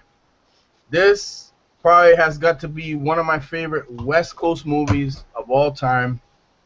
From 1993, directed by Taylor Hackford, who did Devil's Advocate, An Officer and a Gentleman, and a bunch of other movies, and that is Blood In, Blood Out, baby. Also known as Bound by Honor. The Benjamin Bratt, fucking, what's this other dude's name? Jesse Borrega, Damian Chapa, who's actually like Miklo in the fucking movie, and he plays like he's half Mexican, and in real life he is half Latino, and he looks like a straight up white dude, blue eyes and all that, but he's actually more Latino than Benjamin Bratt, if you know. That's so kind of funny. So yeah, Blood In, Blood Out, man. You know, basically the Mexican mafia in jail, just the shit that happens in that movie, man. It's fucking phenomenal. Love that movie, man. Yeah, yo. All right, you had me worried when you said that, Adam. My number 3 is A Menace to Society. Oh. So that Lawrence Tate, Jada Pinkett Smith, Samuel L. Jackson. So that is I Feel Sorry for Your Mother. What did you say about my mother? Bleh, bleh. What the fuck? The Hughes brothers. So I just remember when Lawrence Tate got that piece of ass. They were playing R. Kelly. Honey love, give me some of that honey love. Right now. Yeah. Okay, my number 2 is, it's a bit of a stretch, but it's one of the best African American comedies ever. Coming to America. There you go, buddy. 1988, Coming to America. Wow. Dude, Eddie Murphy made fun of so much stuff in there. He brought in fast food. I mean, hello, the only white guy I believe in that movie is Louis Anderson, I believe. He did that. He made fun of. He kind of did Barbershop before Barbershop was a movie trilogy, and Yep. it was just a lot of funny epicness, and it was the first movie that actually got us to be like, okay, Eddie Murphy is not only is he a great comedian, but he's a great character actor, and all the different types of characters that he did, and he also had a fun time with Arsenio Hall, and it's also got James Earl Jones, so just about any movie with James Earl Jones is a great movie. So, yeah, Coming to America, just funny stuff, and still funny almost 30 years later. So. The royal penis is clean, Your Highness. Yeah, yo, clean, straight clean. Leroy Plus it's got Samuel L. Jackson in it. So. Leroy thought you were gonna say Golden Child. Oh. No, just average, just average. Said it was the worst. Oh fuck. Yeah, but I needed a rewatch, man. I think he did his rating on it and shit. Damn, he's still on that Fear of the Black Cat. This motherfucker loves that. He's still talking about it. Order, have you ever seen it? No, I haven't. Oh man, you'll fucking laugh your fucking balls off. It's so fucking funny. It's like ridiculous, but it's funny, yo. Alright, my number 2 is a movie from 1989, Another Summer, Sound of the Funky Drummer, Spike Lee's Do the Right Thing. Yeah, boy. He's the main guy in it, and got Rosie Perez. Man, it's got John Turturro. Fucking awesome fucking film, man. Do the Right Thing from 1989, man. So, yeah. Enough said. Yeah, boy. Nice pick. Get My out number 2. Yep. That's this song. Oh, shit. I already know what it is, man. New Jack City. Fuck, Yeah. love that movie. Love the soundtrack. New Jack City. Shit. Ice Cube. I remember Chris Rock, dude. I remember that fucking old man. Remember the old man? Yep. Like, motherfucker. Look at Morgan S. Freeman looking ass. But yeah, dude, Wesley Snipes, just a good ass movie. Have you seen it, Adam? New Jack City? It might have been a while, so I might need to take another peek. Wow. Me So too. Brown, man. I'm copying this down, man. I'm copying all these titles down, dude, man. William Van Peebles, Alan Payne, Yep. Russell Wong. I think I got it. Like the next month for movies. Just these some of these titles I'm getting from you guys. Hell, Alright. Yeah, man. Nino Brown. Yeah, yo. Yep. Okay, Okay. do number 1, yo. Oh, I think John has my number 1. Fuck. All right. Okay, this is going to be interesting. Pookie. Porter, you stole my number 1 with Friday. Yeah, boy. You suck. You stole my. Then Johnny, you stole my first backup. Do the Right Thing. Then Hoarder stole my second backup. Boys in the Hood. Now, I do have one title here, but I have a better title than it is. It's not entirely, set in like an urban setting, but it does do a focus around African American culture. So can I use it? I know. You mind if I use it?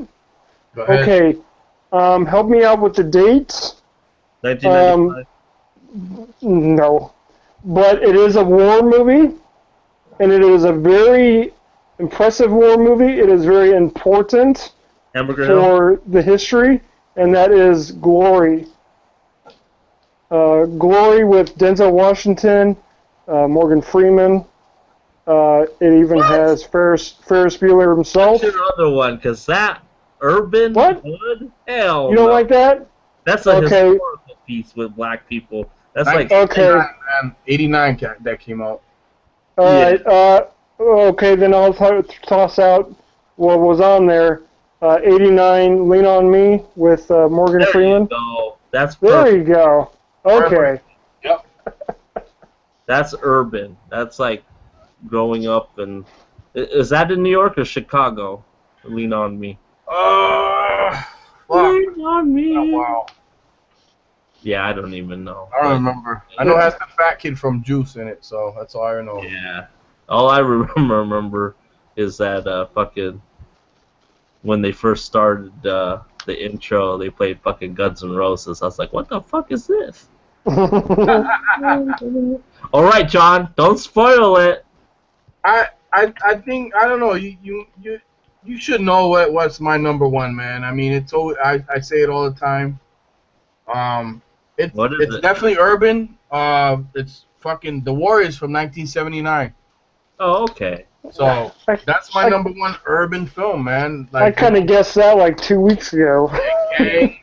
Yeah, I mean, come on, man. It's just everything is urban in this fucking film. There's nothing not urban in it. It's got to do with gangs and like, you know, that's why I said earlier, like, everything doesn't have to be about the black, because you know, you see the mixed gangs in this movie, New York, which not really true to life for the 70s, but you know, it was more stereotypically, you know, not as mixed as it was in the movie. They just did that to kind of Hollywoodize it, basically. But yeah, man, that's it. 1979's The Warriors is my number one urban film. Yeah, awesome. Yeah. My number one, they're saying in the chat, and that is Juice. Yeah. Juice, another Tupac movie that needs a blue. That's a travesty that's not on blue. I know, man. But yeah, dude. Yep, has that fat dude Yep. from Fat Beach, and what was that other movie you said? Lean on Me. Lean on Me. Yeah, dude. But yeah, Juice. Okay. Honorable mentions for me: Dead Presidents Yep. and Wait, what? Crush Groove. After, Huh? after it's over, kind of thought. Why? I don't know. About what? I don't know. Anything. Okay. News? Really? Like after they stop recording, Okay. just to talk to them. Okay. That's what we're gonna do. I don't have much more honorable mentions. I was gonna go as far as I don't know, like Michelle Pfeiffer's Dangerous Minds, but I mean it's not, you know. No, I don't know. You could have went with that, man. Yeah. Yeah. Higher Learning. Yep. They said Paid in Full, Brown Sugar, Pootie Tang. Dude, Fresh. Come on, Fresh, man. Yeah, I have Fresh. Out of Yep. print. Clockers. Oh, Judgment Night. Yep. Yeah, that was a good one too. Yeah. Yep. What'd he say? I don't know. What'd he say? Just talking about Halle Berry. Halle Berry. What's that? Oh. How's that? I don't think I've seen that Poetic Justice. Is that pretty good? Oh, it's Yeah, with Janet Jackson. Janet Jackson, man. Yeah. Yeah. Tupac. Judgment Night's good. Judgment Nights is good. Yep. Dennis Leary, Yep. Judd Nelson. Emilio Estevez. Yeah, another Emilio, yo. Another Emilio movie. Cuba Gooding. Yep. What was Emilio. Jackson? Yeah. Yep. What's that one? You guys probably haven't heard these, but I have them on DVD. One's with Tim Roth and Alexis Arquette, Jumping at the Boneyard. Urban film, about two brothers. Is Rush Hour a urban movie? And then another one is Rush Hour is post. Nick Chinlin and Rosie Perez is in that, and I can't remember the other dude's name. Nick Chinlin's brother in it, but it's another urban inner city one. It's awesome, man. So if you guys haven't seen A Brother's Kiss and Jumping at the Boneyard, go check those.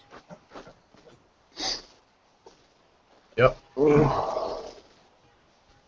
Crescent Valley. Booty Call.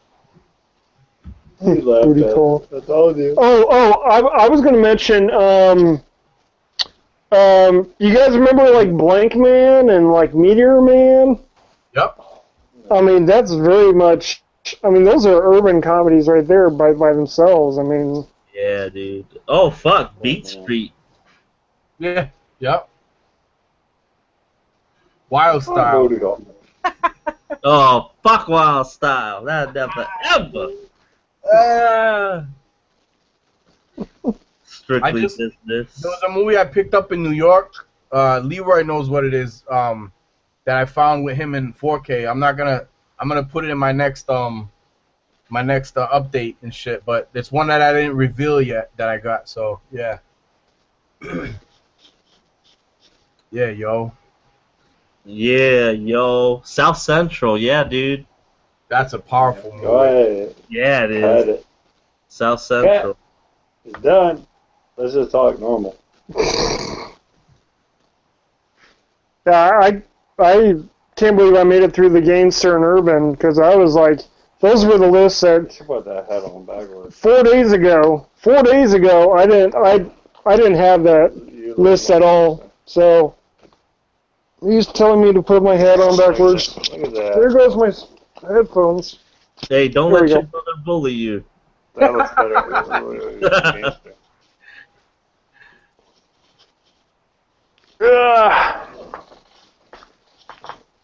Yeah, I wasn't too sure about that stuff. I actually did I did a drama list thinking that was one of them, but it wasn't. So, Yeah. but that's something to talk about in the after hours. So, After hours, let's do it. So you guys Let's do it now. as a romance, fucking Casablanca. yeah, That's a romance. Well, Not yeah, bad. but you could have had what you said, but you hate is like Titanic, Yeah. Gone with the Wind. Yep. I honestly had for romance. I also had Let's do it now. Are we doing it? Aladdin from 1992. I mean, that's probably one of the best romance for Disney's. It's just because, you know, you can't say like Beauty and the Beast because Beauty and the Beast, it took a little while for their romance to happen. But in Aladdin was just like, dude, I want to get with Jasmine. And he was like, I'm going to try whatever it takes to get with her. So, Yep. and, Can I talk to him? Nice. Maybe. I can't hear it though. Coming of age also had Crooklyn, Radio Flyer, the one with Elijah Wood, yeah. Motorama from 1991. A few other ones too, man. Like Lord of the Flies. That's a coming of age movie. No. It says live right there. Damn. Dead Poet Society Yep. and the 400 Blows from '59. Yep. So Still listening, but I also had Gangster. This was Lock, Stock, and Two Smoking Barrels. Yeah. There was a little bit of Gangster in there. Yeah. So Road to Perdition. yeah, Road to Perdition is post 2000. So if you want to start talking about post 2000, God damn. because remember, it was American Beauty and then Road to Perdition for Sam Mendes. So Yep.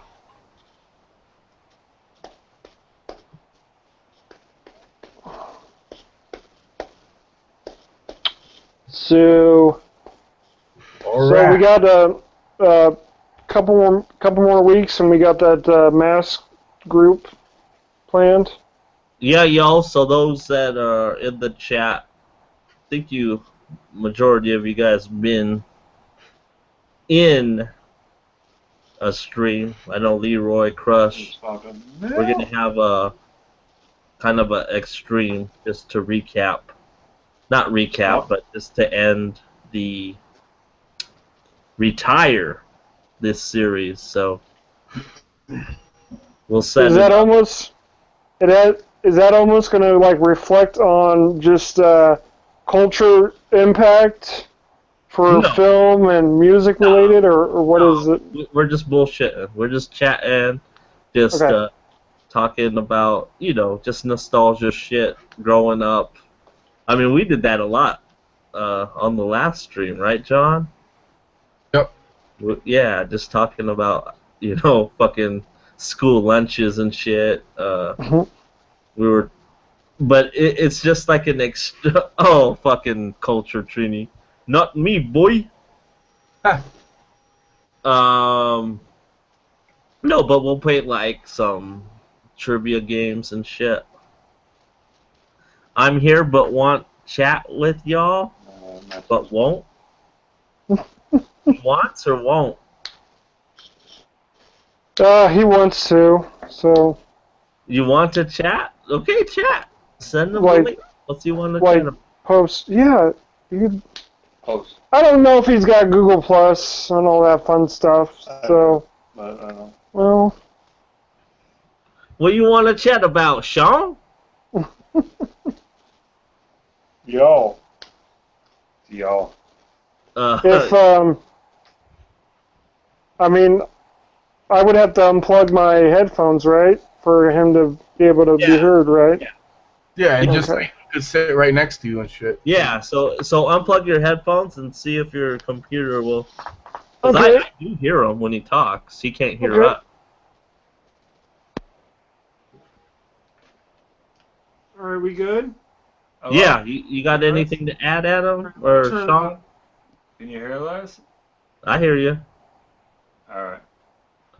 All right, it's been nice talking with you. Peace. I'm kidding. All right. Fear of a Black Hat. How have you not seen Fear of a Black Hat? Oh, well. He just got deleted. No, he got deleted. Fear of a Black Hat. How have you not seen it? Probably because it's out of print. It's hard to find. It's hard to find. Yep. It's out of print. I don't see it anywhere. Fear of a Black Hat is great. I used to own it on VHS, and then when I got rid of my VHS, that was one of the ones that, like, unfortunately, I got rid of. But it does have a DVD, so just not easy to find. Yeah, I gotta look that up though. You can get it on Amazon, dude. Dude, it's the greatest movie ever. Like, Fear of the Black Hat is hilarious. Go to Kodi, Kodi, and figure it out. Yep. But other than that, you guys' lists were okay. I liked a lot of them, kind of, but I told Adam that Fear of Black Hat should be number 1, just to shock everybody, but he said 4, so I gotta agree with him. 4's good enough. It's good enough, but it basically is it is basically making fun of the Blockbuster, which he said, what was that movie? NWA. Yeah. Compton. Straight Out of Compton. It's better than that. And it's actually better because they actually say NWH, which is actually makes more sense in that movie. And then your other one, by the way, Above the Rim or Above the whatever it's called with Tupac Shakur. Yeah. Fuck Tupac Shakur. All he is a fucking actor that tried to be a rapper. That's all he is. He's garbage. He's the worst. He is the worst ever. Because of him, all he is just basically a guy that's trying to act like somebody he is not. And luckily, we didn't have to deal with him anymore. But that's just, people are too big on Tupac. He's not what he said he was. He was an actor. He went to Juilliard.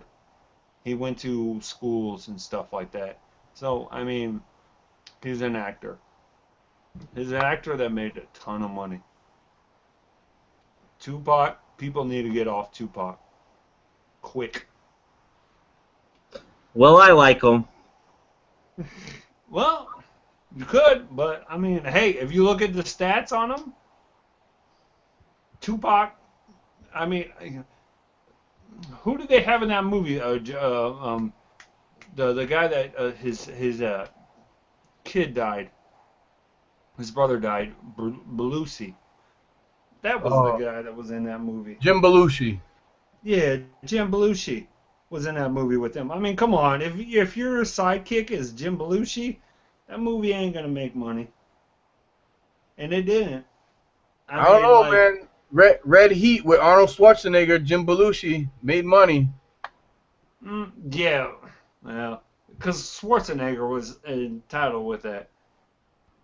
But no, it's just like everything that Tupac did, he just did it for himself. That's all he did, is he did it for himself.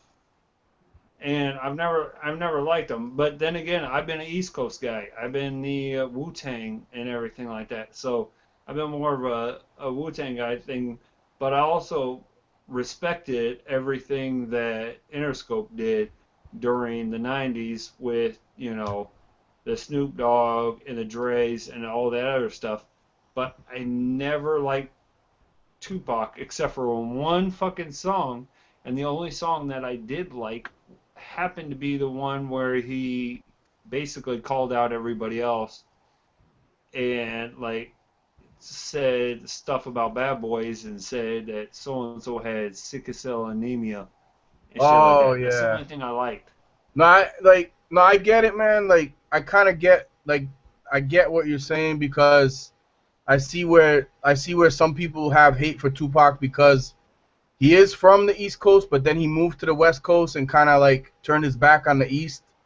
So I get like people's, but as an artist, I mean, like, you really can't take that away from him as an artist. But I mean, I get what you're saying about the whole, where people from the East Coast kind of like, started hating on him a little bit. So yeah, I get that, man. Yeah. Well, see, and that's what's weird is like a lot of people hated on him, but the one bad thing is like so many people put him in so much like they put him as a god compared to Biggie and everything. And I didn't like Biggie. I hated Biggie. If it was between me, I would pick Tupac before Biggie. I didn't like Biggie. So I didn't like either one of them. But then again, I was a Wu-Tang fan, so that's why. Because I'm like 38 right now.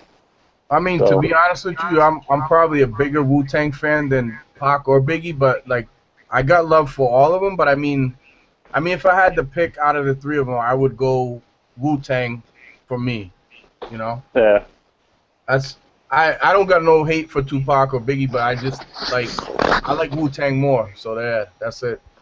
Well, you can't go with Biggie because Biggie was basically a P Diddy, whatever. Yeah, but he did kind of follow suit with like what Diddy wanted him to do and everything. Yeah. But I mean, before Diddy came about and took him under his wing, I mean, he was rapping before that as, just basically on his own. So, Yeah. But you guys' movie picks, they were great. I liked a lot of them, and I was able to remember those kind of movies. When so and so, I can't remember who picked it, but somebody picked somebody with Rosario Dawson. It actually, no, White Man Can't Jump. Whoever picked that, classic. Because the only thing is, dude, how many times did you rewind it just to see her titty just plop out for a second in that little wife beater that she was wearing? Because remember, she was wearing this like a little wife beater. She's like, "Where you going?" And her titty flopped out, and you're like, "Oh my god, I gotta pause it there."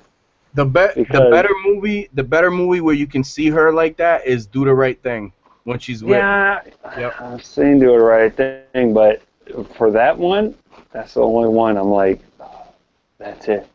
I like her because it's the voice. It's the voice that fucks you up. It's the voice that messes you up. That's why you like watch what's that, Will and Grace and stuff, because of the voice. Yep. Because you're like, man, that girl, she got something. Yeah, and the same thing with the other girl. Who's that other girl that had that high-pitched voice that you're like, oh my god, you're annoying. Fran Drescher. Fran Drescher. Yes, Fran Drescher. In that one TV series, you're like, I shouldn't watch this, but she has that high-pitched voice, and But she's hot. but then again, we're at that age where like we don't give a fuck. That's true. And nowadays we don't get any of that, so it's kind of different. But you guys' picks was great, and I was I'm proud of myself because I got my brother to watch Fear of a Black Cat, and he's never watched it before. And I was like, I will do everything in my possibility to. I gave him everything. I set up Cody, this Cody app, and one of my friends set it up on my shit, and I was like, here, take my tablet and just watch it. But he was like, nah. But then my friend actually set it up on his cell phone, so I was like, dude, just watch this movie because trust me, this is a great urban movie. And the weird thing about it is with everything that NWA has done, they were making fun of them back in 1994. Yep. And it's perfect. Even with the Snoop Dogg song, the I'm Snoop Doggy Dog, the song that made him popular, they made fun of that and turned it into Ice Froggy Frog. Yep, I remember and did that as just like, I remember, I literally was probably like 14 or 15. Actually, no, I was 15 at the time, and I called the jukebox, which happened to be our TV thing on Channel 4. It was one of those things where you could pay $1.99 to get a video played. Yep. I would play that video over and over. I would spend $1.99 just to watch that video because I didn't have I didn't have MTV or anything like that, so I had to watch it like that. Yeah.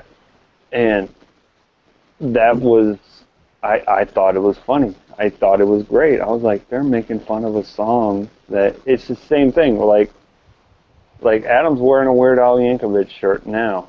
I mean, it's kind of the same thing. He's basically doing the same thing that he's, that movie was a Weird Al Yankovic movie, almost. Yeah. It was just and that guy, he ended up doing a lot of things. He did a bunch of Chappelle Show stuff and other stuff, but he never caught on. That's the only bad thing, is he never caught on. The main actor in it, he didn't do extra stuff. It's just kind of bad, but then again,